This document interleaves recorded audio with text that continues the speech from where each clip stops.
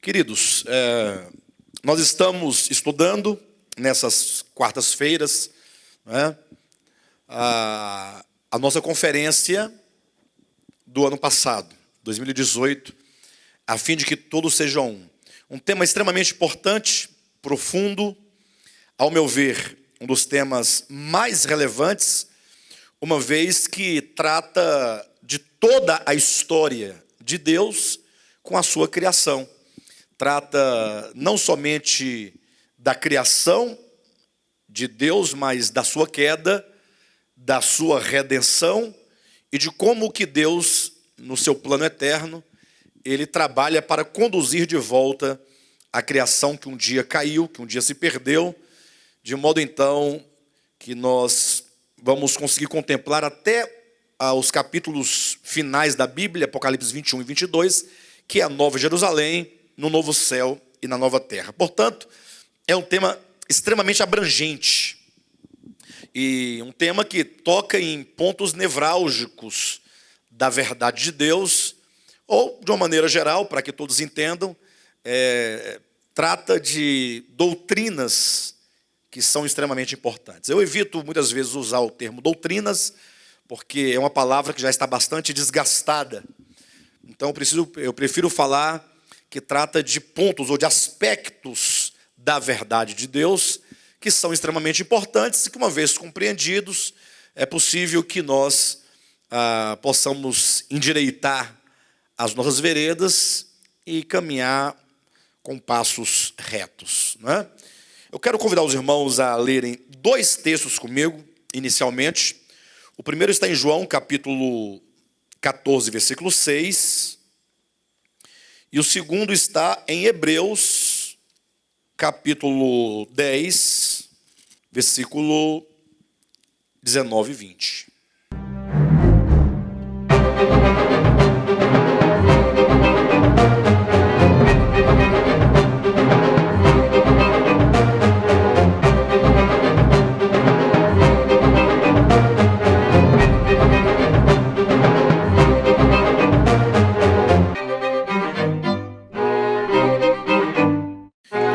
Capítulo 14, versículo 6, os irmãos estão acompanhando, é uma resposta que Cristo dá a Filipe, salvo engano, ou a Tomé, não importa também, a quem quer que seja, né? Mas é a resposta que Cristo dá quando lhe é perguntado: Senhor, não sabemos para onde vais, como saber o caminho?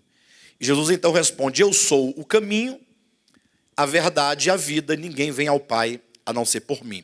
A partir desse texto, nós contemplamos então três grandes verdades.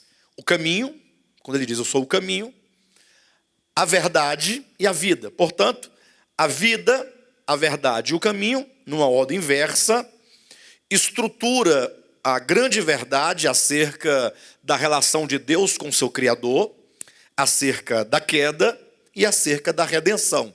Então, sempre que você lê esse texto, João capítulo 14, versículo 6, quando Cristo diz, eu sou o caminho, a verdade e a vida, ninguém vem ao Pai a não ser por mim, logo você deve atentar para o fato de que três verdades são aí colocadas. O Cristo de Deus é a vida, o Cristo de Deus é a verdade, o Cristo de Deus é o caminho. Portanto, o caminho de retorno, porque diz, ninguém vem ao Pai a não ser por mim, é o próprio Cristo. Portanto, nós vamos começar hoje a abordagem de Cristo enquanto o caminho, porque já falamos sobre Cristo enquanto a vida, Cristo enquanto a verdade. Hoje começaremos a falar Cristo enquanto a vida. E aqui, ou melhor, Cristo enquanto o caminho, né? Desculpe-me. E aqui em Hebreus capítulo 10, versículo 19 e 20, diz assim: tendo, pois, irmãos, intrepidez para entrar no Santo dos Santos, pelo sangue de Jesus, pelo novo e vivo caminho que ele nos consagrou pelo véu, isto é, pela sua carne. Então observe que a Escritura tanto afirma que Cristo é o próprio caminho, como também ela afirma que um caminho foi aberto, pelo qual nós podemos ir ao Pai. Quando ele diz que nós devemos ter intrepidez para entrar no Santo dos Santos, pelo sangue de Jesus, por meio desse caminho que ele abriu, que ele pavimentou, por meio da sua própria morte, ou seja, pelo rasgar do véu, a saber, a sua própria carne, pela sua humanidade, pela sua encarnação, pela sua morte na cruz do Calvário. Então vejam que em 2 lugares nós vamos encontrar acerca do caminho. João capítulo 14, versículo 6, afirma que o próprio Cristo é o caminho. João capítulo 10 afirma que ele abriu-nos um caminho, ele pavimentou-nos um caminho de volta ao Pai. Portanto, a partir desses 2 textos que falam que Cristo é e que Cristo abriu um caminho, logo nos deparamos com 2 aspectos acerca da salvação. A salvação de Deus só é possível por meio desse caminho de retorno. Vamos entender isso com bastante propriedade, isso hoje, eu acredito, ou de hoje em diante. Não é? Então, nós temos que contemplar 2 textos. Um que Cristo fala de um aspecto orgânico da salvação. E o outro caminho, ou o caminho que ele abriu, é o aspecto judicial da salvação. A salvação tem o aspecto judicial, a salvação tem um aspecto orgânico. E fiquem tranquilos que nós vamos explicar, passo a passo, o significado dessas coisas. Lembrando que não há 2 salvações, ou 2 salvações. Não existe uma salvação orgânica e uma outra judicial. Nós vamos observar que judicial e orgânico são apenas aspectos da única salvação que Deus propõe a todos os homens, a toda a sua criação. Ok? Bem, dito isso, eu quero hoje começar a refletir acerca desse caminho, tratando de 3 pontos. Não sei se o tempo vai me permitir falar os 3 pontos, mas pelo menos eu começo hoje. Então, eu chamo a sua atenção para você ficar concentrado, porque o que nós vamos falar, então, no 3º ponto, em diante, vai depender da compreensão dos 2 pontos anteriores que eu vou falar agora. Na verdade, é o seguinte, todo o entendimento, toda a compreensão, não se dá por meio de um conceito, de uma frase, por meio de um texto, por meio de uma definição. A verdade, ela é construída, a verdade é um todo. Não existe parte da verdade. Se nós pudéssemos pegar a verdade e dela extrair uma parte, essa parte já não pode ser mais a verdade, porque ela só expressaria algo, faltando ainda muito a ser dito, e, portanto, a verdade é um todo. Então, sempre quando nós vamos tratar de algum aspecto da verdade, nós devemos sempre retomar outros aspectos do todo, para que você compreenda aquela questão pontual a partir de uma perspectiva global, de uma perspectiva holística. Estão entendendo ou não?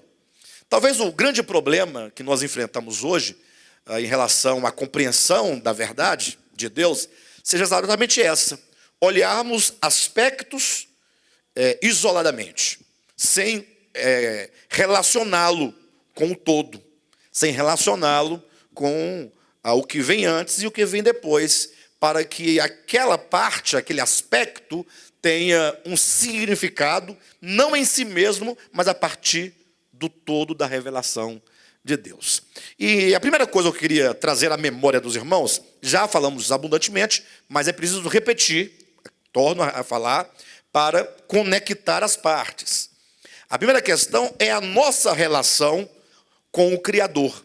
Quando falamos de Deus enquanto Criador e nós, homens, enquanto criaturas, isso para não dizer do restante da criação, que não é diferente de nós, embora tenha um status de consciência diferenciado, mas a criação de Deus é una. Deus criou todas as coisas e tudo que Ele criou é bom.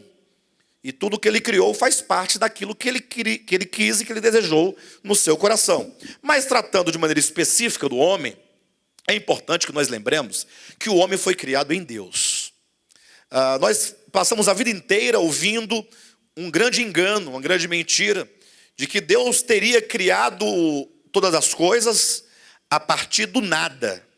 Já ouviram essa expressão? Que Deus criou do nada, que bastou que Ele dissesse, apareça isso, e as coisas foram aparecendo. Não é? Como se Ele fosse um mago, um mágico, um feiticeiro, que Ele trouxesse à existência as coisas a partir de nada, ou seja, do vácuo.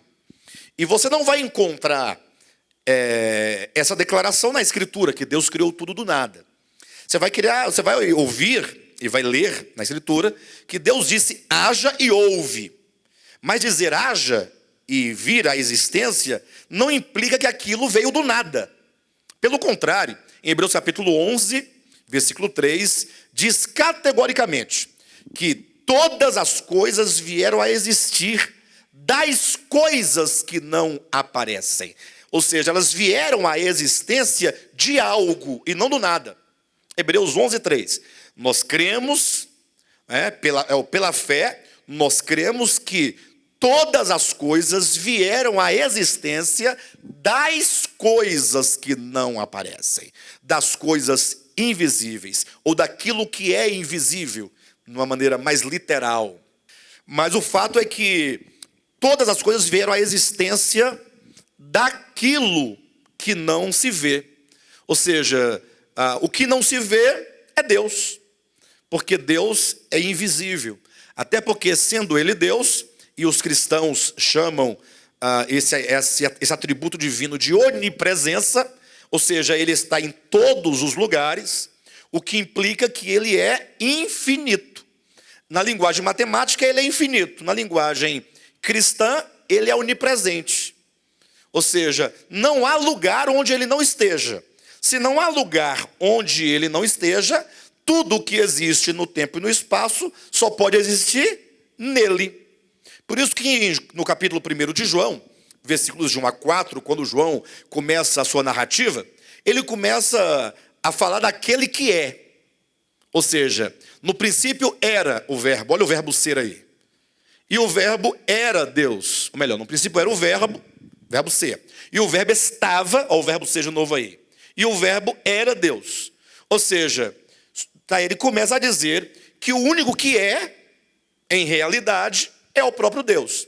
Aí ele diz, todas as coisas foram feitas por intermédio dele, ou seja, o verbo, que é o Cristo de Deus, o Logos de Deus, ele é o agente da criação, e sem ele, nada do que foi feito se fez. Portanto, quando diz sem ele, quer dizer que tudo o que foi feito dele, não, ou foi dele, ou da sua natureza.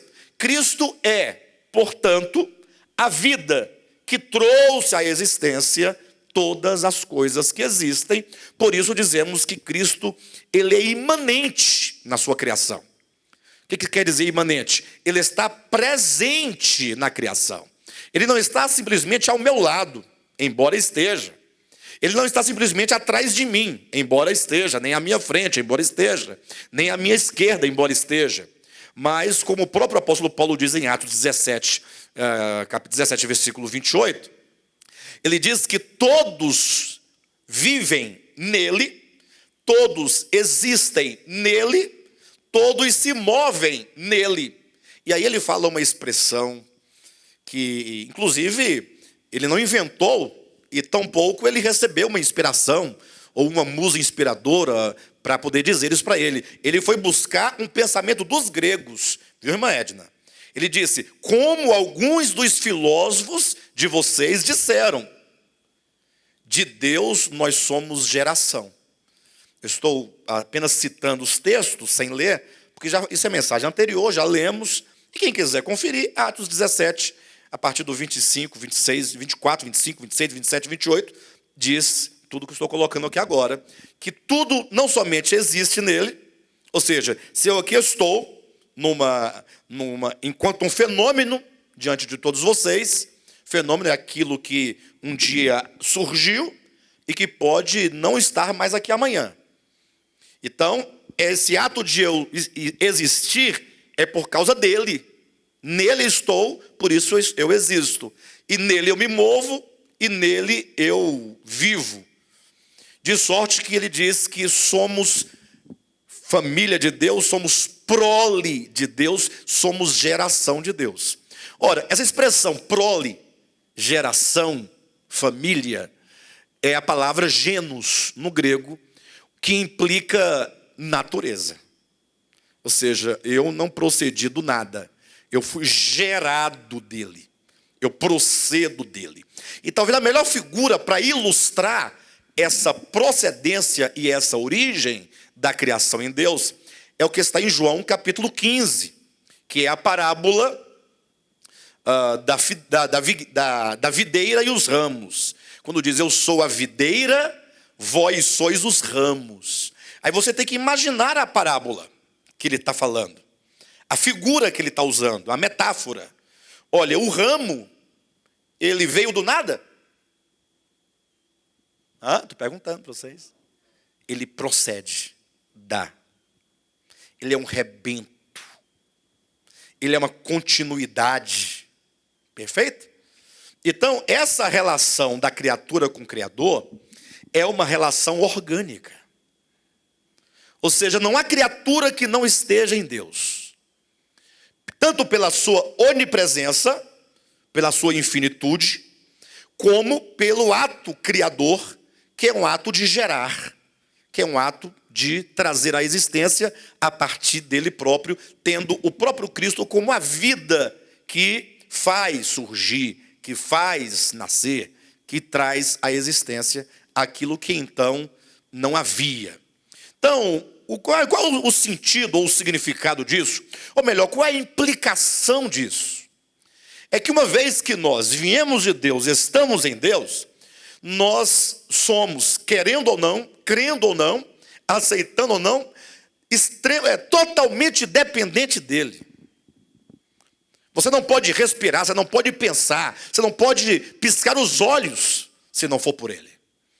O que significa que teríamos nós de ter uma consciência clara nesse sentido.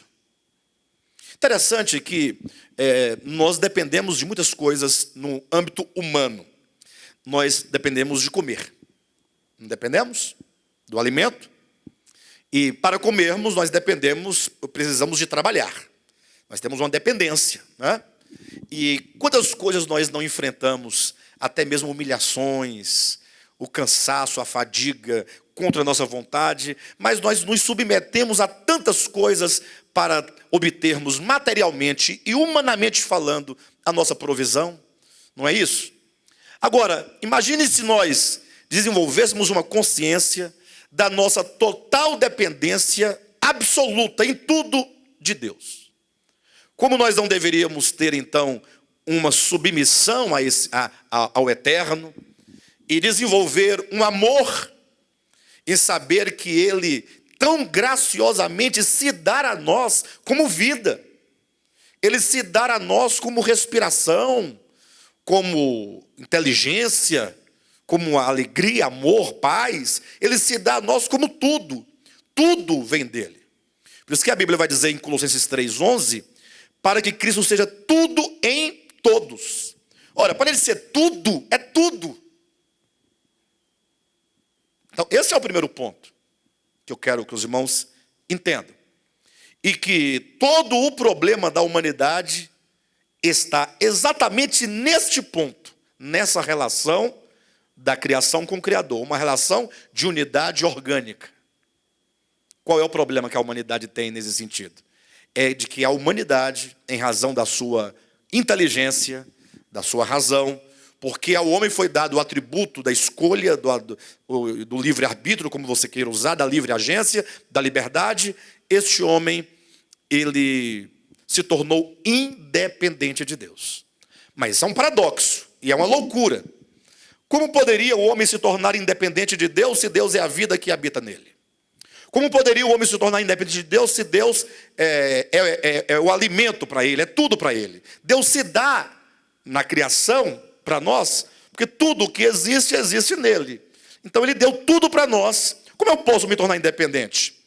Se eu pudesse de fato me tornar independente, que essa é a ideia de Lúcifer caído, essa é a ideia da serpente do Éden, seria a ideia de eu poder ser algo em mim mesmo sem ele. Aí eu seria um Deus. Ou seria Deus. Haveria dois deuses. Essa é a ideia profunda do anticristo. O que é o anticristo? Vamos falar domingo que vem, inclusive. Senão essa ideia do querer ser, mas fora dele, sem ele, que ele se exploda. Eu sou, eu posso ser. Mas isso é uma loucura, porque isso é impossível que aconteça. Porque isso significaria morte eterna, o desaparecimento total, o banimento total da existência, o desaparecimento. Então, como isso não é possível, por que estamos afirmando que o homem, por causa da queda, se tornou independente de Deus? Ora, o tornar-se independente de Deus não é um fato no plano cósmico, é apenas uma ilusão na mente, no coração e na consciência humana. É o homem que acha que é. É aquele filho rebelde, na sua idade de 7, 8, 9, 10 anos de idade, que acha que agora ele pode qualquer coisa sem os pais. Não conhece o frio, não conhece a chuva, não conhece a fome, não conhece a miséria, não conhece as drogas, não conhece o mundo mal. Dentro de casa fala um tanto de asneira para o pai, porque na sua ilusão ele acha que é e que pode.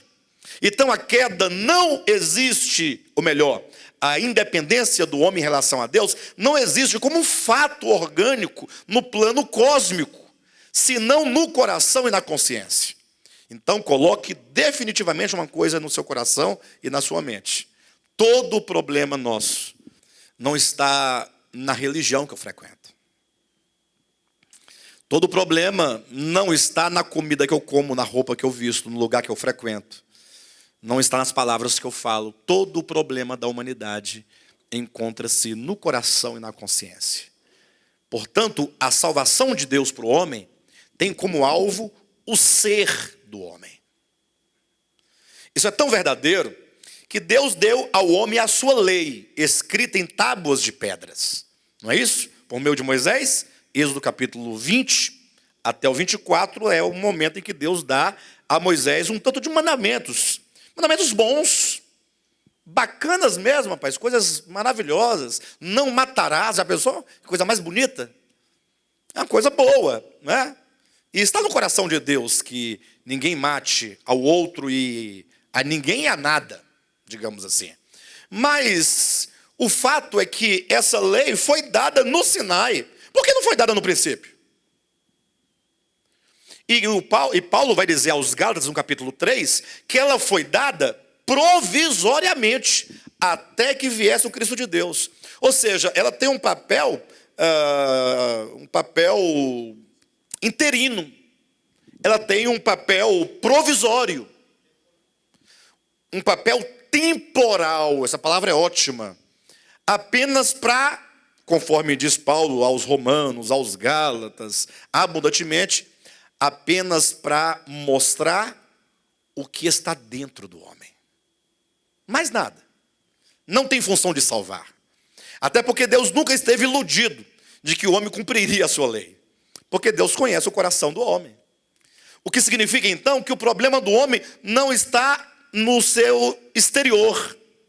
Por isso que mandamentos, sejam eles quais forem, por melhores que sejam, não podem resolver o problema do homem. O problema do homem é o coração, é a consciência, é a alma enquanto mente, vontades, emoções. É aquilo que nós somos no mais profundo do nosso ser. É a nossa essência consciente, autoconsciente do que somos, do que é o cosmos, do que é Deus. Então esse é o primeiro ponto que os irmãos precisam entender. E aí agora eu faço a transição para o segundo ponto. É que as religiões, por não compreenderem esse problema fundamental, que é o problema do coração, que é uma questão de relação entre o Criador e a criatura, as religiões, sobretudo o cristianismo, por não compreender que o homem se tornou, que o homem caiu, ou que a queda do homem, é uma questão de consciência, não é uma questão de maçã, é uma questão de coração. Não é uma questão de roupa que ele vestiu, deixou de vestir, ou de uma bebida que ele bebeu, deixou de beber. Por não compreender isso, as religiões, sobretudo o cristianismo, e o meu ponto crítico, a minha crítica exatamente sobre o cristianismo, que é mais forte, né? É porque agora o cristianismo ele vai propor um caminho de salvação para o homem. Só que o caminho de salvação que eles propõem não é o caminho de João 14,6. Embora eles vão dizer que seja. E não é o caminho de Hebreus capítulo 10, versículo 20. Pastor, mas como assim que não é? Como é que você pode afirmar isso? Olha, eu posso afirmar com autoridade, porque eu conheço. E você também conhece. Talvez você possa não ter refletido sobre isso. Quando eles dizem que Cristo é o caminho, eles estão falando de uma doutrina para vocês.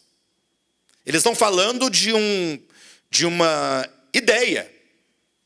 Eles não estão falando de uma verdade orgânica. Falar que Cristo é o caminho é algo orgânico. Nós vamos entender isso nesses estudos enquanto Cristo caminha. Eles dizem para você, olha, se você aceitar a Jesus, porque Ele é o único caminho, você será salvo. Aí você fala, não, então eu aceito Jesus como Salvador. E agora?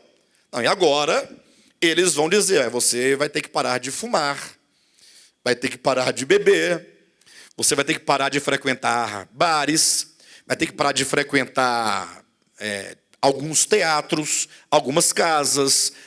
Você não vai poder mais ter amigos que não são cristãos, crentes igual a você. Porque a luz não anda com as trevas, vamos dizer assim. Não anda com as trevas, como se porventura agora essa pessoa fosse um facho de luz plenamente. Essa pessoa que supostamente aceitou Jesus. Não é? Vocês imaginam então que vão dizer que você não vai poder mais ir à festa de aniversário de 50 anos de casado dos seus pais, porque eles são espíritas. Vão dizer para você, não, mas é porque são bodas de ouro. Mas eles são espíritas. E estão cheios de demônios. E lá vai ter bebida alcoólica, e lá vai ter músicas do diabo.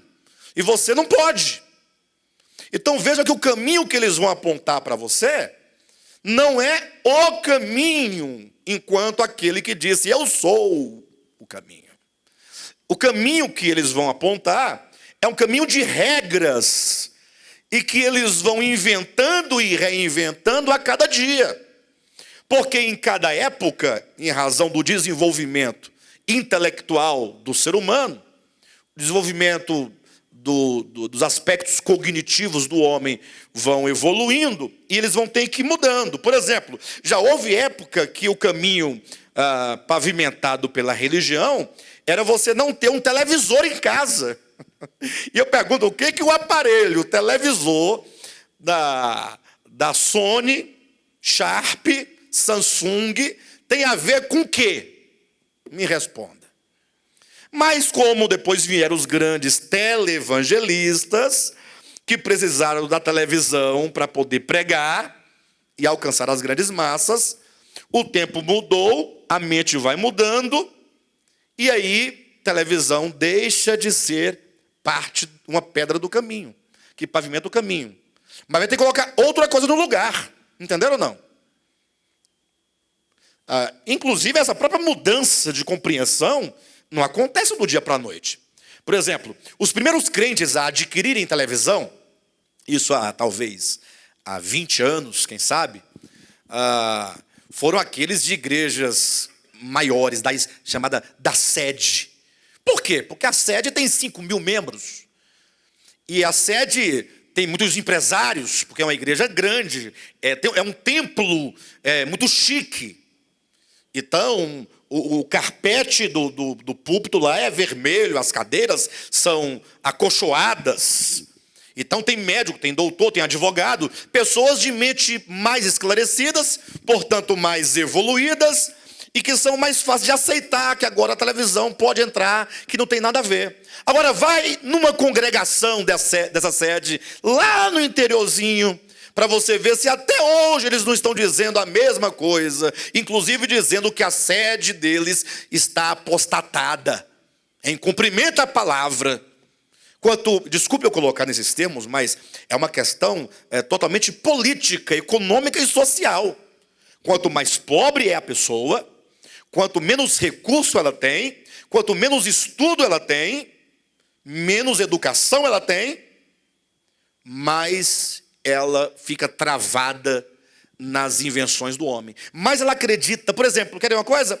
Vá hoje você, século 21, 2018, mais precisamente esse 7 de fevereiro de 2018, vá visitar a sua vozinha que mora lá no interior da Paraíba, lá em Misericórdia, hoje a atual Itaporanga. A vozinha com 98 anos de idade, ela vai te contar a história de mula sem cabeça. E vai dizer para você: meu filho, eu vi com esse oi que a terra há de comer. Estou mentindo? A vozinha vai dizer ou não vai? E vai dizer, e tem mais, e o compadre fulano também viu a mula sem cabeça. Tamanha a certeza que ela tem do que ninguém viu, porque não tem mula sem cabeça. Até porque o mito da mula sem cabeça, ou o folclore, diz que uma mulher teve uma relação com um padre. Olha as conversas fiadas. Daí a origem da mula sem cabeça.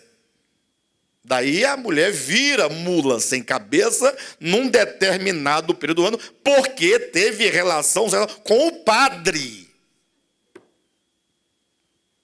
Eu estou falando coisas tão básicas para vocês entenderem que de tempo em tempo, lógico que a mula sem cabeça não tem nada a ver com as doutrinas das igrejas.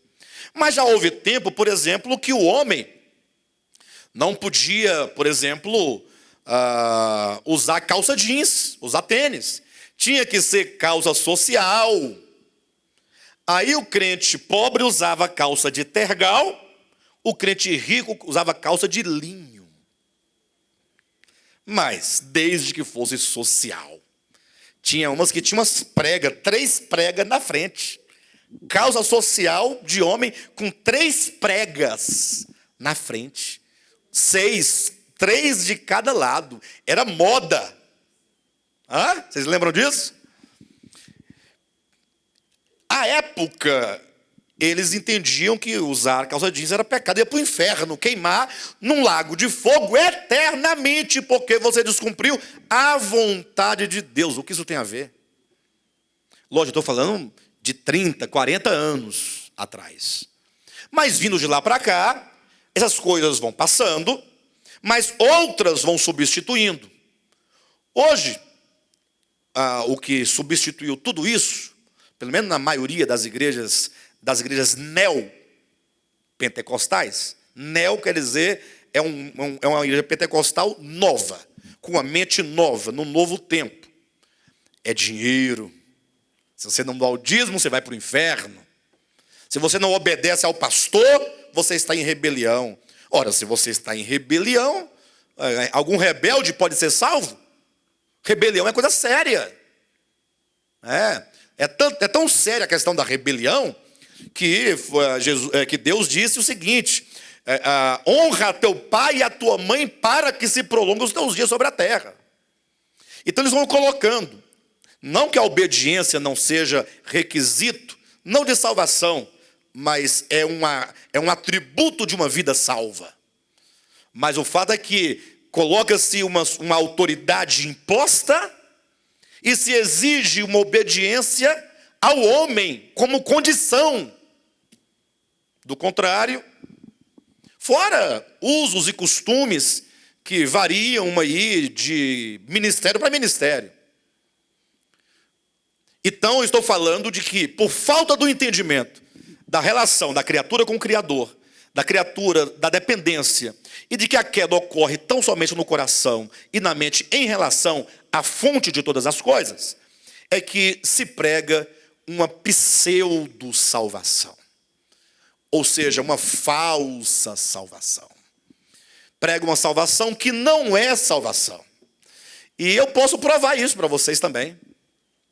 De que maneira eu posso provar? Ora, Jesus falou o seguinte, que quando a sua igreja, o seu povo, se tornassem um, ele diz em João capítulo 17, quando vocês se tornarem um, mas não é essa unidade que os crentes também pregam nas igrejas, né? Eles dão as mãos, todo mundo, e cantam, somos corpo, e assim bem ajustado, né? Não canta assim? Totalmente ligados, unidos. Não é isso que é unidade. Porque unidade também é de coração, de alma, de mente, de entendimento. Tudo é orgânico.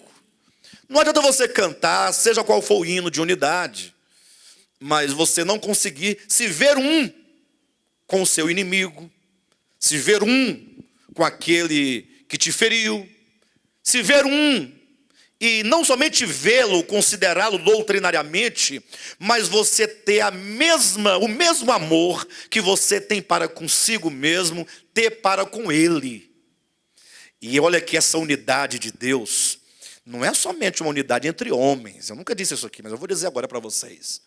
Porque a Bíblia diz que a reconciliação de Deus foi com os céus e a terra. E diz que todas as coisas hão de convergir para ele. E, portanto, essa unidade é unidade plena com todo o cosmo, com toda a criação. Enquanto o homem também não olhar para a criação e ver rios, árvores, pássaros e tudo o que há como sendo um em Deus, nós temos profundo problema de pecado na consciência, no coração. Por isso que nós homens, nós seres humanos, quanto mais inteligente ficamos, quanto mais evoluímos na nossa psique, mais nós destruímos o nosso planeta. Para nós tanto faz você poluir um rio, o rio não é seu, é problema dele. Ninguém está preocupado com o rio. Vocês entendem? Que nós mesmos jogamos pneu dentro do rio. Isso aí, hoje em dia, se fala enquanto uma questão ecológica, né? Mas isso é uma questão teológica. Isso é uma questão de criação, de relação. Como eu me relaciono com aquilo que igualmente a mim vem de Deus e está em Deus. Por isso que nós devemos, o amor nunca é somente para si próprio, é para consigo próprio também, porque ele diz, amarás ao teu próximo como a ti mesmo. Então há um amor para comigo, mas esse amor se manifesta para com todos, e esse amor se estende. Somente então quando a criação for uma só, ou melhor, for um só, for uma só ela é enquanto unidade, né? Vamos falando do planeta Terra, mas enquanto não houver essa relação de unidade, né? Então ocorre que quando a igreja fala de unidade, as igrejas de maneira geral, ela está falando simplesmente de unidade doutrinária, porque eles não têm unidade com o católico, não têm unidade com o budista, não têm unidade com o ateu, porque isso é tudo coisa do demônio, é do demônio, e não fala comigo, não vem na minha casa, e tem texto bíblico para tentar provar isso. É você chegar e falar que se não aceitar Jesus, ele vai para o inferno, e se ele não aceitar, você bate a poeira do pé, vira as costas e vai embora, e não receba na sua casa. É complicado, não? Então, essa pseudo-salvação que é pregada, ela é falsa, por quê? Porque Cristo disse, quando vocês, igrejas, se tornarem um, o mundo crerá que eu procedo de Deus. Poxa, está lá. Está em João, capítulo 17, versículo 21. 22, 23, 24, 25. O mundo crerá. Ou seja, a igreja tem um papel fundamental de fazer valer o evangelho, primeiramente em si mesma, para que agora nós sejamos um testemunho vivo, para que o mundo fale assim, puxa vida, pai, não é que é verdade mesmo? É verdade. E aí, então, a igreja tem um papel missionário, não enquanto ir para a África levar alguma coisa, ou levar uma doutrina, como os portugueses vieram ao Brasil catequizar índios aqui. O missionário vai, viaja para a tribo, chega lá, já liga, pode mandar aí tantas batas aí, porque está todo mundo pelado aqui, e eu vou vestir todo mundo aqui agora, porque eles estão num pecado só. Vocês entendem o que eu estou dizendo? Aí eu digo, a igreja está sobre a terra há 2000 anos. O mundo se convenceu? Pelo contrário. Antigamente, os impérios ou as grandes religiões matavam os cristãos. E quanto mais matavam, mais as pessoas se convertiam. Está, né, no livro de Atos. E na história também tem alguns testemunhos, né? Agora, enquanto igreja na terra, chegamos a um tempo que a igreja perdeu a credibilidade. Falou que é igreja de crente, tô fora. Eu tô fora, que a turma aí só quer dinheiro.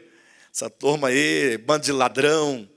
Lógico que isso é uma acusação, de maneira bem genérica, que fazem contra a igreja, mas é isso que eles estão vendo. É lógico que tem muita gente boa, pastores, ministérios, que são sérios, e que a despeito de não compreenderem muitas coisas, são sérios naquilo ou no pouco que compreendem. Mas o cristianismo, enquanto história, matou milhões de pessoas, 50 milhões de pessoas na Idade Média foram mortas por causa de quê? Ou melhor, por quem? Pela igreja. Em nome de quem? De Deus.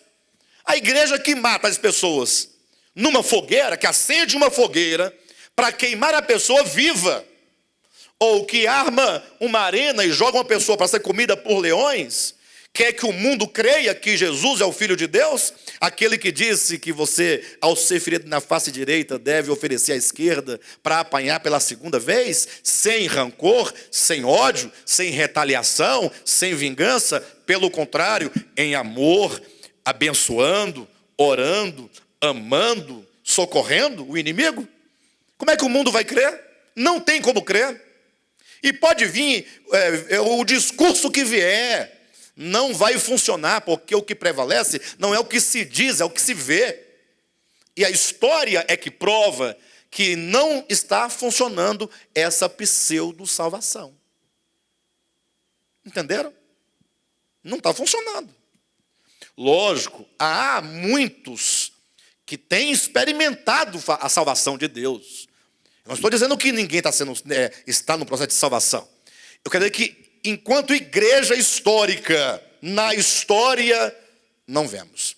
Vemos ali os testemunhos, os valdenses, lá na Idade Média, não é? Temos uma série de outras pessoas, os pais do deserto, e outras pessoas mais, e inúmeras pessoas, e outros que nem mesmo eram do cristianismo. E um deles chegou a confessar, dizendo o seguinte: eu creio no Cristo do Evangelho, mas não creio nos evangélicos que pregam este Cristo. Algo mais ou menos nesse sentido. Eu creio no Cristo do Evangelho. Lógico, dos Evangelhos, eu creio. Agora, como eu posso me batizar? Aí, o que eu estou vendo, eu não estou vendo. Pensem comigo nessa situação. Então, o propósito dessa conferência do ano passado, dessas mensagens, e agora nós entramos no ponto nevrálgico de tudo o que já foi dito, porque, inclusive, falar sobre a própria vida e sobre a própria queda é exatamente para chegar aqui, neste momento, para apresentar o caminho. Porque que nós somos caídos, nós sabemos.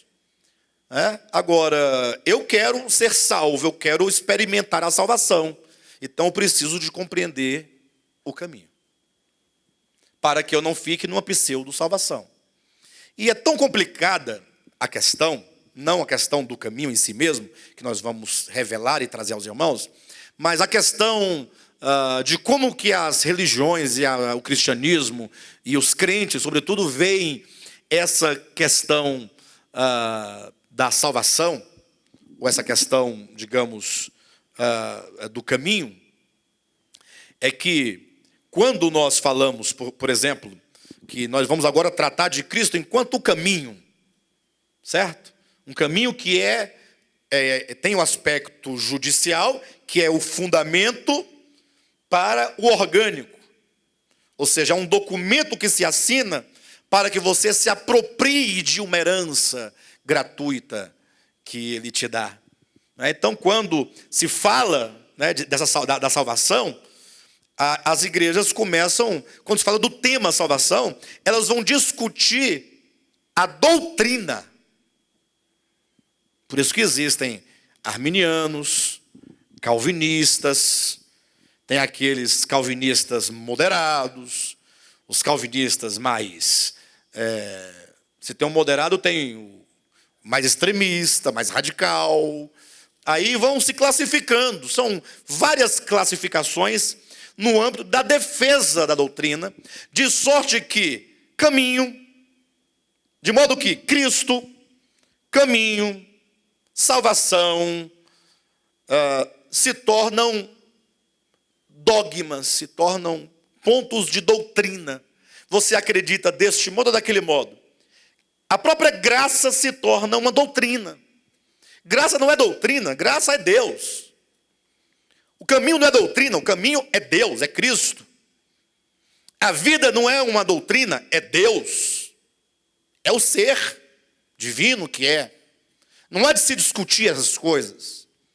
Mas não, ficam anos e anos, séculos, discutindo e debatendo quem está certo do ponto de vista conceitual. De modo que até aqueles que conseguem chegar a um conceito correto do que seja graça, passam a ter a graça enquanto doutrina, não enquanto experiência.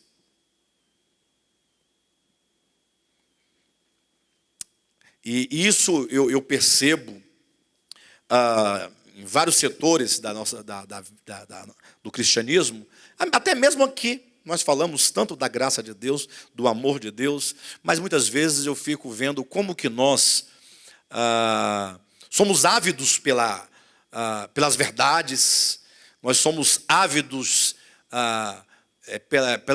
pelo conceito que foi dito, ficamos até orgulhosos de compreender daquele modo, não é?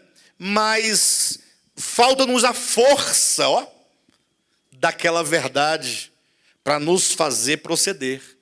Porque quando se compreende e se recebe a graça de Deus enquanto graça no meu ser, não enquanto doutrina no livro de dogmas da igreja, quando eu recebo essa graça, eu me torno agora a pessoa mais grata possível a Deus.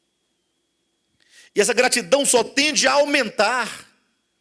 De sorte que agora o viver a vida cristã não me será um fardo, não me será um peso.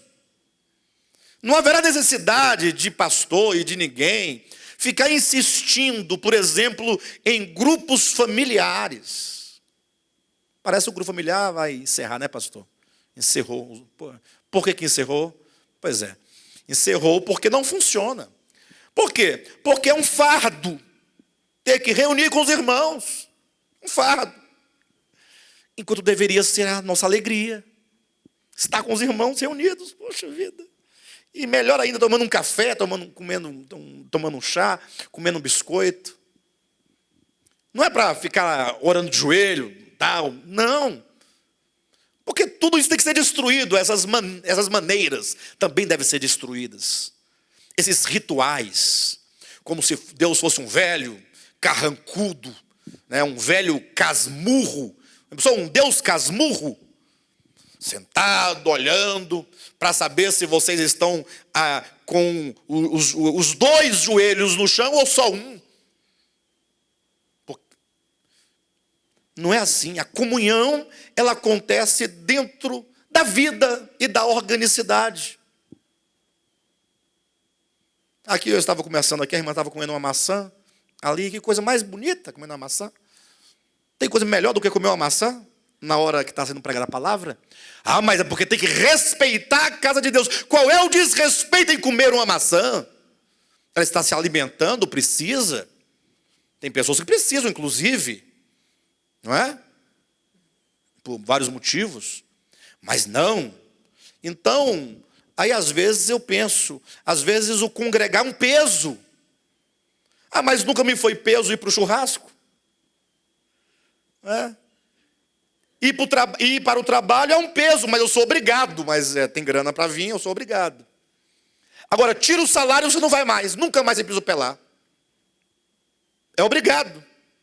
O Wesley sabe como é que funciona, né, Wesley? Você tem pessoas que trabalham para você, tira o salário deles. Com o salário está difícil. Tem que ficar no pé, tem que dar bronca. Não é assim que o mundo funciona, ou não é? Aí depois que você conheceu a graça enquanto doutrina, você descobriu que o pagamento não tem mais, porque salvação não é pagamento, é dom gratuito. Aí você descobriu que os demônios não tocam em você, não é porque você dá dízimo, mas é porque simplesmente você está na graça de Deus, no amor de Deus, no reino de Deus. E qual é o demônio que toca uma pessoa que está no reino de Deus? Você perdeu o medo do demônio, agora você não oferta mais, porque não tem gratidão. Perdeu o pagamento, perdeu o trabalho. Por quê? Porque a graça se torna uma doutrina. Mas se a graça se torna graça em mim, dentro de mim, que maravilha poder estar com os irmãos.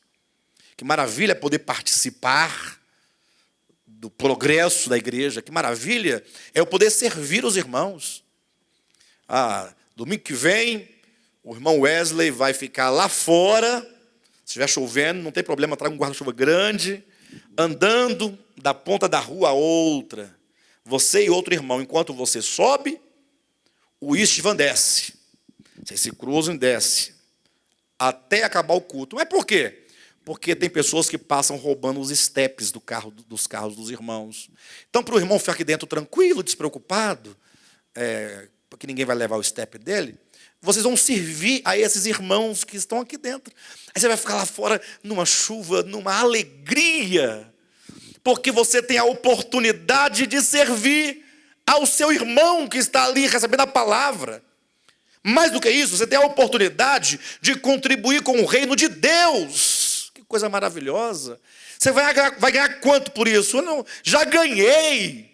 Quando Deus pensou em mim, já tinha ganho tudo. Deus é tudo. Vocês entendem como é que são as coisas? E o galardão? Mas você está pensando em galardão? Recompensa? Pensando em recompensa. Parece que nós temos ainda uma mente muito mercantil das coisas. Ou uma mente muito mercantilista, desculpe-me, das coisas, né? Se eu fizer assim, eu vou queimar. Se eu fizer assim, eu vou bater o carro. Se eu for por aqui, Deus vai tirar sua proteção e os demônios vão entrar na minha família, vai destruir minha família. Mas se eu fizer isso aqui, eu vou ganhar um galardão, vou ganhar uma coroa na cabeça. Quero uma coroa na cabeça. A encaixar, toda de ouro maciço. Maciço. E aí, para completar a história, diz que tem umas pontinhas. Em cada pontinha um diamante, um berilo, um carbúnculo, uma esmeralda, um topázio, na cabeça. Você quer andar com a coroa na cabeça, como a sua recompensa. Eu sei que a Bíblia fala de recompensa. Para alguém que for me criticar aí na internet. Eu sei, a Bíblia está cheio, Novo e Velho Testamento. O problema é que nós não entendemos a linguagem da Escritura. Porque, às vezes, o nosso vocabulário está tão reduzido que toda palavra que eu encontro na Escritura, e a Escritura tem uma escrita totalmente antropomórfica, linguagem para os homens, eu transporto aquela palavra para o meu tempo, para a minha cultura, para o sistema de governo em que eu vivo, para a minha economia, para as minhas relações. Aí eu fico pensando sempre na polícia, no Detran, né? Na multa que eu vou levar, no bafômetro. A pessoa vive um pânico 24 horas. Tudo que ela faz escondido. Porque a qualquer momento vem a punição. É o crente também. A qualquer momento o diabo chega, a macumba chega, o demônio chega. Qualquer momento chega a espada de Jeová. Então você fica uma vida muito miserável. Vocês não acham, não? Quanto precisamos aprender a servir a Deus? Temos que compreender e deixar que essas palavras entrem e nos constituam. Servir a Deus por amor. E amar porque compreende, porque conhece, porque sabe. Fora do conhecimento, da compreensão, do saber, tudo é engano. Por isso que a Bíblia diz que a vida eterna consiste em conhecer ao Pai. Conhece o Pai, vai conhecer o Pai, tudo se resolve. E aqui nós começamos, eu acabei de falar os pontos que eu ia falar, com uma introdução que era necessário se repetir, para começar a falar sobre o caminho. Quando nós falamos de caminho, a palavra logo já diz, né? Caminho. Caminho enquanto uma estrada por onde eu posso percorrer. Vocês sabiam que uma estrada, um caminho, tanto nos aproxima como nos distancia? Quem sabia disso? Você sabia que quanto mais distante você está do lugar de onde você saiu, mais próximo você está de onde você vai chegar?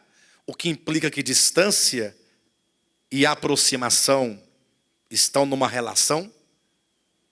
E o caminho que me conduz para longe me conduz para perto? Quando a Escritura usa o termo caminho, e eu acabei de falar que nós às vezes lemos as palavras, mas não entendemos o que elas querem dizer, e só para não ficar no vazio, quando a Escritura fala de recompensa e fala de disciplina, fala simplesmente dos resultados.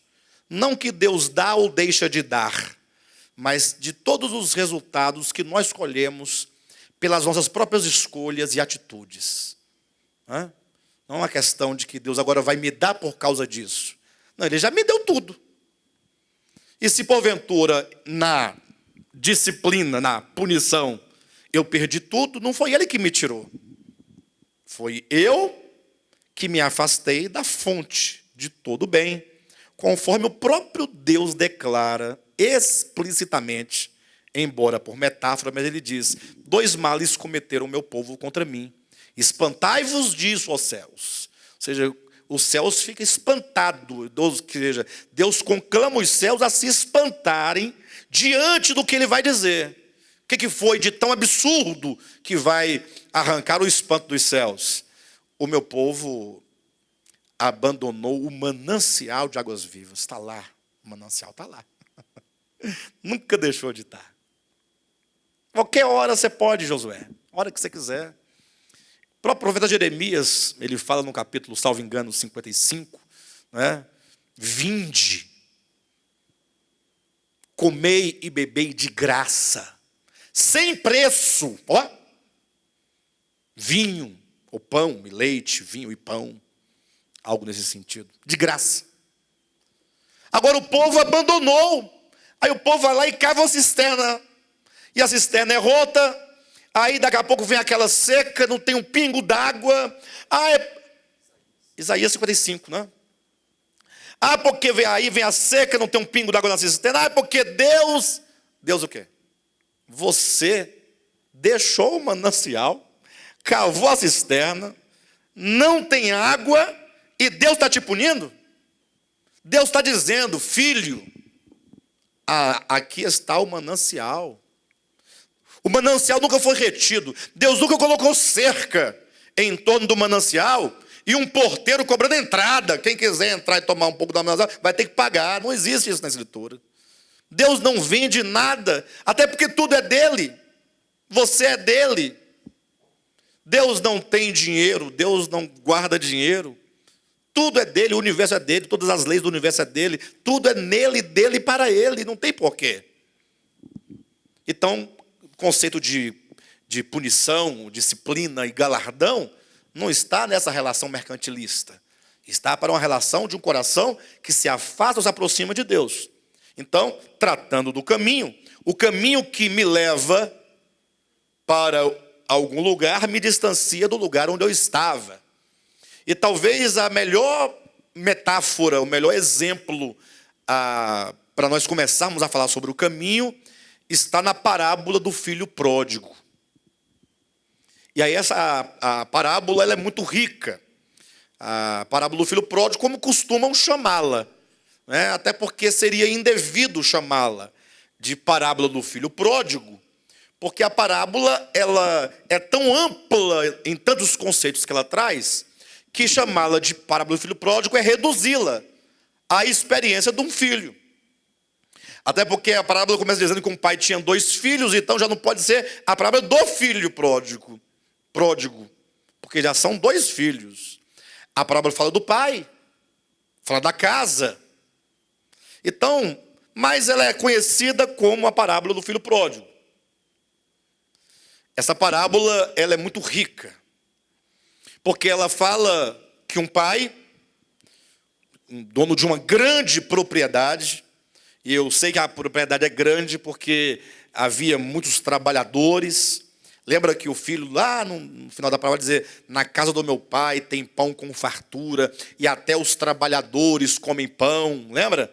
Então, essa descrição nos faz imaginar uma grande propriedade, um pai que supre de tudo aquela fazenda,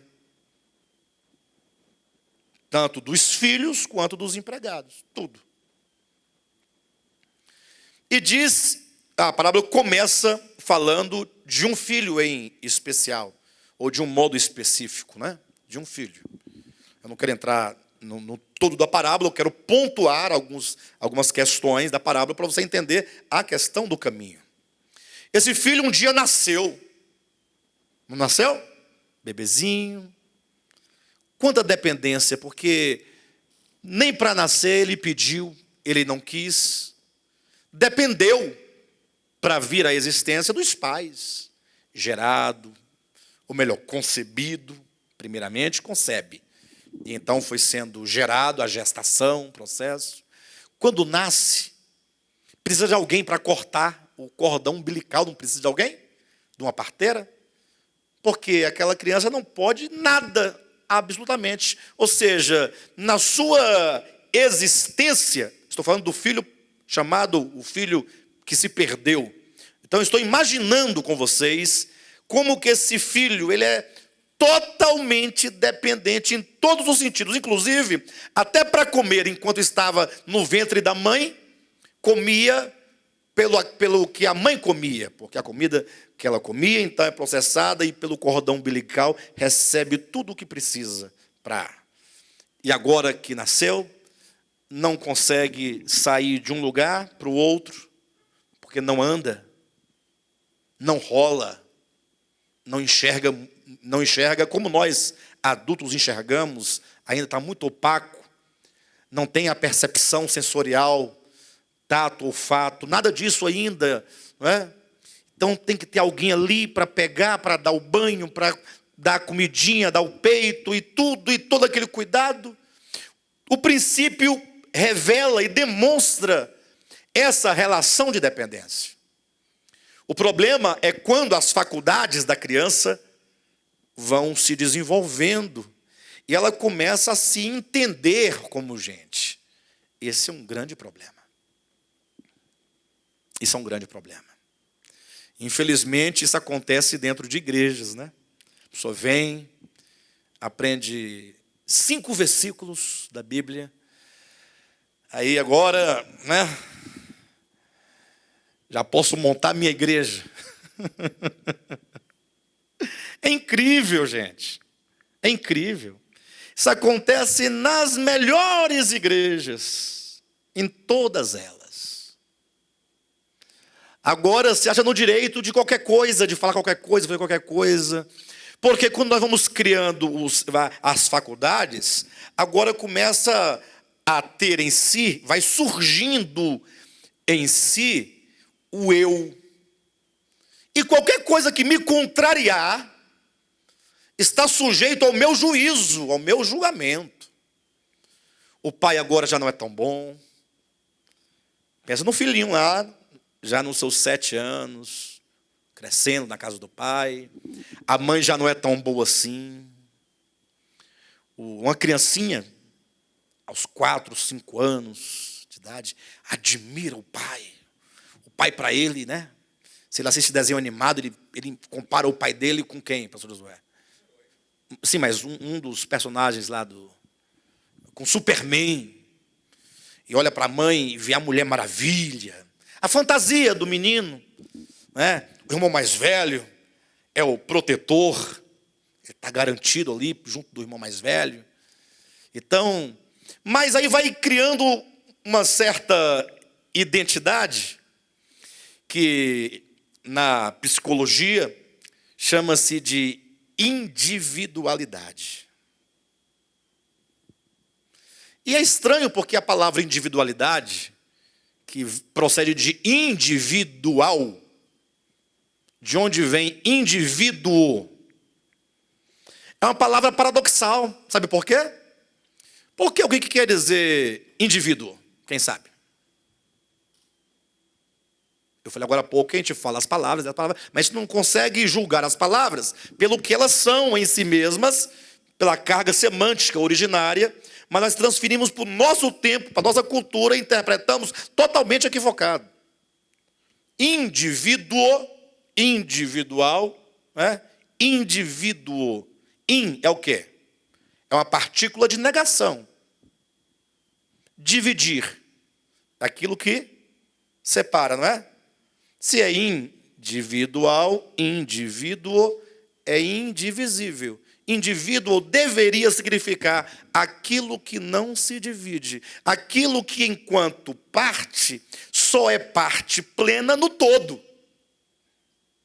É lógico que eu tenho a minha identidade. Eu sou uma pessoa. Mas a minha existência só ganha sentido no todo. Na minha família, se eu estiver integrado com pai, mãe, irmãos, aí eu estou indivíduo. E eu também tenho que estar assim na sociedade, na igreja, na escola. Todos os problemas que ocorrem na humanidade é em razão dessa individualidade ser compreendida como rompimento, ego, o eu. Agora eu me sinto um todo. Não preciso das pessoas, não preciso do todo, não preciso do conjunto. Para que Deus? Nós vivemos numa era, e eu ouso dizer isso, até porque está escrito em Apocalipse capítulo 3, do 18 em diante, esse é claro, que Deus é a coisa mais dispensável que há na mente do ser humano, inclusive para os cristãos. Embora na doutrina e na pregação, eles não afirmam isso. Agora, pouco importa o que você afirma com os lábios. O que importa é o que como você se relaciona com aquela verdade. Já dizia Tiago, né, na sua epístola, né? Vocês acreditam, creem que Deus existe? Aí todo mundo, fazem nada. Os demônios fazem o mesmo. E qual a diferença, então, de você que acredita e do demônio que acredita? Tem diferença? Pior que tem. Aprendi isso recentemente lendo um livro muito bom, que eu não vou falar o nome dele, nem do autor, nem do livro, para que vocês possam crescer sadios. Mas o autor disse, a diferença é que os demônios que creem e vocês que creem, os demônios são melhores do que vocês. Porque eles creem que estremecem. Você estremece? Você está pouco preocupado com o quê? Você está tremendo? Ouve o amor de Deus? Meu Jesus Cristo, me ajuda. Nada. Agora, quando a doença chega, meu Deus, me ajuda. É oração para cá, oração para lá. Quando o médico diz, olha, fala para a família, né? Porque o indivíduo já vai morrer daqui a 3 meses. Então, para que ele não morra agora, então dá notícia para a família. Aí já, nível 4, acabou. Já tomou os órgãos todos, não tem ilugação. Se tirar daqui, está lá, não está, 3 meses. Aí a família arruma um jeito de contar, né, para a pessoa. Aí conta, aquele jeitinho todo especial. A pessoa cai numa depressão, numa angústia. Ela começa a pensar em Deus, na cama. Aí quando pensa que a morte tem 2 portas, como dizia o Antônio Vieira, uma pela qual você sai da vida, outra pela qual você entra para a eternidade, aí ele começa a tremer. Aí começa o processo. Mas às vezes é tarde, né?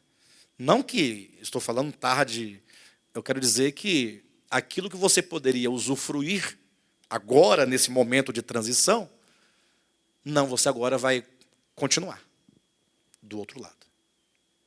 Não para. O processo de salvação não para com a morte. Engana-se quem pensa assim. O próprio Jesus falou sobre isso. Mateus capítulo 12, né? Quando ele fala 12, versículos 29, 30, 31 e 32. Mateus 12, 30, 31 e 32. Por ali, ele fala do pecado imperdoável, que é o pecado contra o Espírito Santo, e que para tantos pecados há perdão neste mundo e no mundo vindouro. Então no mundo vindouro se resolve problemas ainda de pecado. Não? Mas, pastor, que conversa é essa? Olha, eu não sei, vá perguntar para Jesus. Foi ele que disse, não fui eu. Estou dizendo o que ele disse lá. Por todos os efeitos, aquela criancinha lá naquela fazenda do fazendeiro começa a se tornar independente e a se tornar, a ter essa sensação e sentimento de individualidade conforme se concebe na psicologia. Entenderam? Que é separação, enquanto deveria ser integração. Não, aí começa aí o pai já não está legal, a mãe não está legal, a comida não está legal, o irmão é chato, a casa é chata, tudo é ruim na casa. É um processo lento. Não pense você, porque a Escritura, por ela ser econômica nas suas palavras, ela conta a queda do homem em menos de um capítulo. Talvez em alguns versículos, salvo engano, em 7 versículos é contada a queda do homem. De Gênesis capítulo 3, de 1 a 7, conta a queda do homem. A queda. O restante são consequências, mas a queda, processo, 7 versículos. Mas não é assim que ocorre a queda. A queda só ocorre dentro de processos. Porque o ser humano é produto de processos. Você não é o que é, porque sempre foi assim. Você não nasceu o que você é agora. Você foi sendo educado, conduzido para fora. Não foi? Sendo formado, pouco a pouco. Conceitos que são construídos e desconstruídos, e outros são construídos. E assim você vai se formando. Você vai sendo o que você é num longo processo. E aquele menino foi nesse processo de individualidade, de ego, insatisfação. E esse processo é um caminho. Um caminho. Lógico, quando na parábola diz, o filho mais moço disse ao pai, dá-me a parte da herança que me cabe porque eu vou embora, e pegando ele a sua herança, partiu para uma terra distante, implica um caminho, não implica? Partiu para uma terra distante. Só que esse caminho pelo qual ele palmilhou, afastando-se da casa do pai, em direção à terra distante, de que diz a parábola, isso é uma parábola, é uma metáfora. Esse caminho percorrido é todo o processo mental, espiritual, do coração, da consciência, da mente, das emoções, das vontades que ocorrem dentro do homem em relação ao Pai, em relação à casa do Pai. Entende? Estou falando de um caminho, enquanto o caminho de queda, para nós depois entendermos por que Jesus disse, eu sou o caminho. Ó. E os irmãos, eu falei que o caminho, o mesmo caminho pelo qual você vai, você retorna. Sim ou não? Porém, o sentido é oposto. Não se esqueça disso. O caminho me leva para longe. O caminho me reaproxima. Mas o aproximar-se ou distanciar-se estão em relações de oposição. Mão e contramão, ó. Isso é profundamente importante para entender que a queda se dá num processo de elevação do ego ou do ser. E a salvação se dá num processo inverso, caminho inverso. Imagine falar tudo isso numa conferência de 4 dias, não tinha jeito mesmo, né? Não tinha jeito mesmo. Mas estão entendendo? Então esse processo de crescimento cognitivo e de leitura do mundo, de individualização da criança lá da parábola, que se tornou o menino, o filho mais moço, e que foi criando certas antipatias, que foi criando uma certa animosidade, algumas insatisfações, até chegar ao ponto de falar assim, olha, não dá mais para mim. Não dá mais para viver nessa casa. Ter que acordar e olhar para a cara do meu pai não é brincadeira. Não é fácil. Ter que conviver sob o regime, a lei, o governo do meu pai não é brincadeira. E a interpretação que o filho dava para os afazeres domésticos? Porque não tem que ter os afazeres domésticos? Aí começa. A interpretação que ele dá para os conselhos do pai? A interpretação que ele dá, tudo o que ocorre ele interpreta. Agora interpreta a seu modo, na sua subjetividade, porque ele já não consegue mais interpretar tudo pensando no todo. Ele só consegue interpretar tudo pensando em si mesmo. O que é melhor para mim? Se não for assim, não serve. Mas o que é melhor para você pode não ser o melhor para todos. Mas o que me interessa é o todos. O que interessa sou eu. Até aí atingir o ápice da constituição de uma consciência e de um coração, de falar, eu vou me embora. Eu vou viver a minha vida. Mas sem o seu pai, é sem ele mesmo que eu quero viver. Eu não aguento viver com ele. Mas sem a casa do pai, é fora daqui que eu quero viver. Aqui eu não vivo. Mas vai dar certo isso? Com certeza. Eu tenho a minha herança. E você sabe que a palavra herança, se bem que lá no texto não fala herança, né, fala algumas versões falam bens, outras falam haveres. Mas a expressão no grego é vida. Bios. Sabia disso? O que significa que agora ele acha que a vida é dele. Se a vida é minha, para que eu quero Deus como vida? Para que eu quero o Pai como vida? Se eu tenho a minha vida. Se eu posso viver, porque a vida é minha. Aí já não é mais rebelião, agora já é usurpação. Olha, um tanto de coisas que vão se somando e se somatizando, porque agora vai ser manifestado, não somente na alma, mas agora no corpo, e no comportamento, e no procedimento, e nas decisões. Então, quando aquele filho ele pega o caminho, para onde ele foi? Para uma terra distante. Essa é a expressão. Então, nós temos a casa do pai, é o lugar de origem. É o lugar da vida, da abundância, do pão, do amor, do carinho, do cuidado, o manancial de águas vivas. O lugar, aqui está o todo orgânico. E nós temos a terra distante,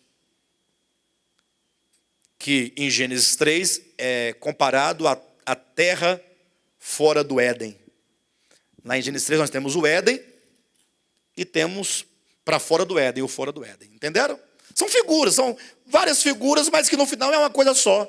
Éden, e uma vez expulso do Éden, para a rua tá errante. Casa do pai, terra distante. Mas que fala não de um lugar físico, mas é distante. É uma terra distante. Esse lugar distante é a distância que eu crio dentro de mim, na minha consciência, no meu coração, em relação a Deus. Quanto mais distante no meu coração, mais comprido esse caminho. Ó.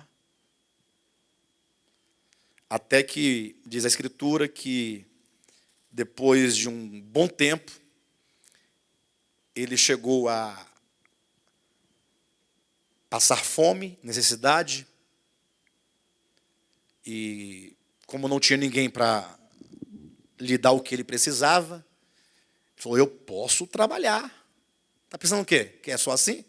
Acabou agora a grana, eu vou voltar para a casa do meu pai. Para quê, pai? Eu tenho força, eu tenho braço, eu tenho pernas, tenho inteligência, tenho capacidade. Onde eu chegar, eu trabalho. E com o suor do meu rosto, eu como o meu pão. Hã? É assim ou não é? Bateu numa porta, nada, em duas, nada, em três, nada. Aí já estava quase desistindo. Até que alguém falou, não, eu tenho um emprego para você, sim. E olha que Jesus estava contando essa parábola para judeus, né? Daí a importância do contexto, né, em que ocorre a parábola. Contando para os judeus. Então o judeu está atento à história. Aí, numa outra fazenda, na terra distante, o fazendeiro lá fala, eu tenho aqui algumas varas de porcos para você cuidar. E olha que o porco, ou os porcos para um judeu, é uma coisa impura, é a pior coisa que pode haver, é um animal imundo para um judeu. Então, olha a condição a que chegou esse indivíduo, agora totalmente numa miséria, vivendo entre porcos, com os porcos e para os porcos. Querendo comer a comida dos porcos, mas tinha lá um empregado superior a ele, que dizia, não pode comer a comida dos porcos. Se contente com a tua comidinha, a tua raçãozinha, que vai chegar na hora certa. E ele viveu naquela miséria e naquele sofrimento. E daí vocês sabem da história, né? Ele então começa um dia a refletir, a pensar, a considerar. Esse é um momento muito importante. Muitas pessoas não chegaram a esse momento ainda, viu, pastor Josué? Muitas pessoas ainda vivem o pesadelo, sabiam? Outros conseguiram vencer o pesadelo, mas ainda estão em profundo sono. Sem pesadelo. Sono tranquilo, mas ainda dorme. Pouquíssimos acordaram. Acordar é começar a refletir, a pensar, a repensar. Talvez uma boa religião, uma boa igreja, seja o estágio de sono profundo. Não é porque depois que eu me converti, minha vida mudou. Glória a Deus, você abandonou um tanto de coisas que te prejudicavam, né? Talvez o vício da bebida te escravizava, dinheiro não dava para você por causa da bebida. Talvez a sua família se desagregava por causa da bebida. Então, você vencendo o vício da bebida, já foi um avanço. O pesadelo passou. Você agora continua numa boa igreja, num sono profundo. Mas ainda é sono. Tem que acordar. Tem que ter aquele momento em que você, pelo conhecimento do processo pelo qual você passou, porque o filho agora, nos porcos, ele começa a pensar, na casa do meu pai, eu me lembro, o texto diz isso, eu me lembro, os empregados lá comem pão. Ou seja, ele começa a pensar como era a sua vida e como poderia ser. Então agora ele começa a compreender o porquê ele está naquela condição. Não existe conversão se você não compreende o processo de queda que te levou à atual condição. Os cristãos nem mesmo sabem que tem pecado. Porque estão cheios de pecados, mas para eles não pecam mais. Porque eles dizem, nós temos que pregar a palavra para os pecadores. O que subtende que eles não são mais. Eles nem mesmo sabem que inimizade é pecado.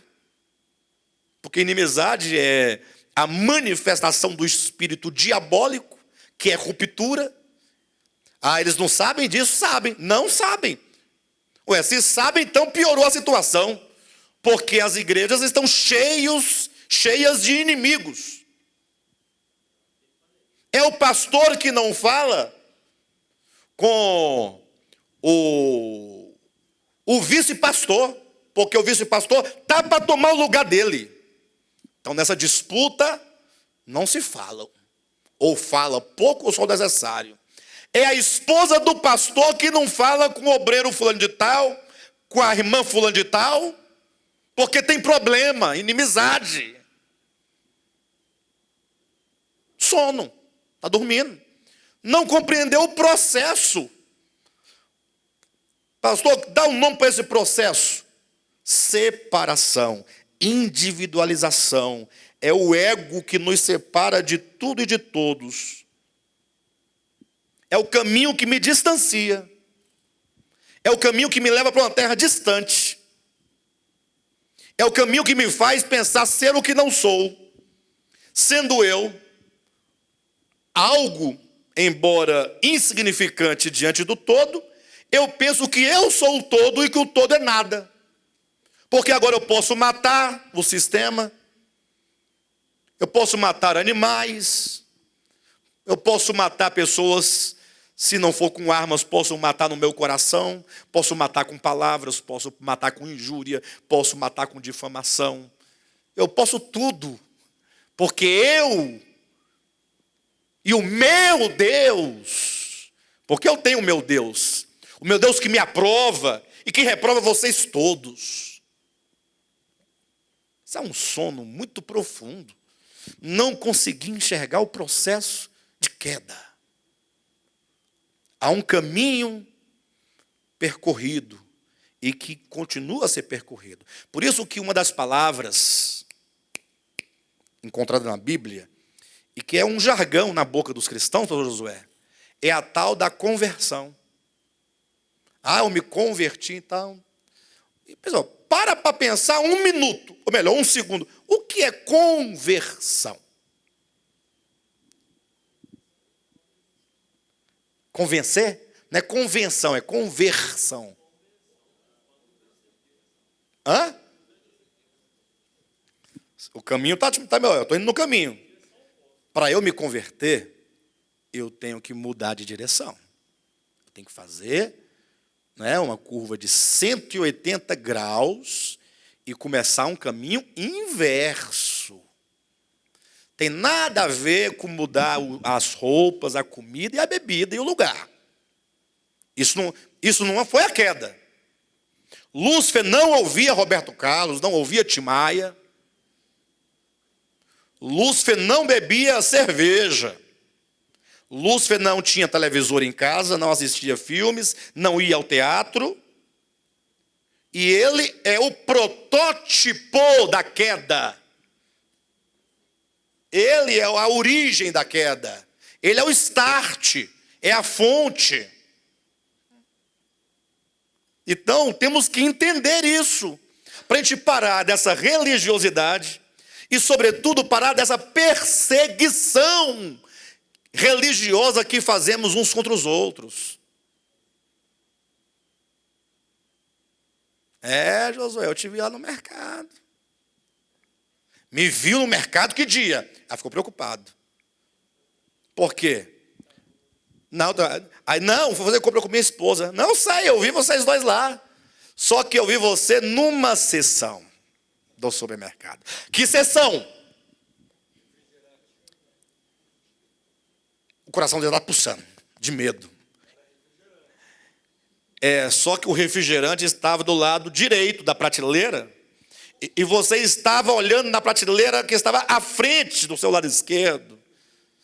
Lá eu só via vodka, vinho. Hein, pastor Josué?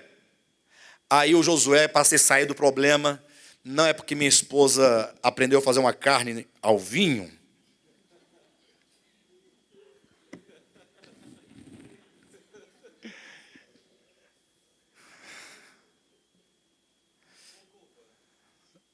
Tá vendo? Olha, Cocovan tem até o nome, galinha à francesa. Vocês entendem?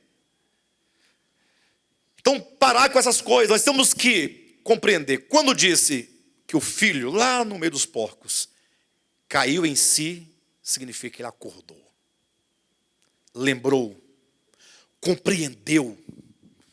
Como eu sou um idiota. Como eu fui pensar isso acerca de mim? Quem sou eu? Eu sou isso aqui, uma miséria. Sem o pai eu sou uma desgraça sem o pai. Tem gente que tem medo de falar essa palavra, né? Menino, não fala essa palavra. A desgraça é que não tem a graça. É um fato. Aí ele começa a lembrar todo o processo. Quando ele compreende todo o processo que o levou, ele diz: voltarei. E eu paro por aqui por hoje.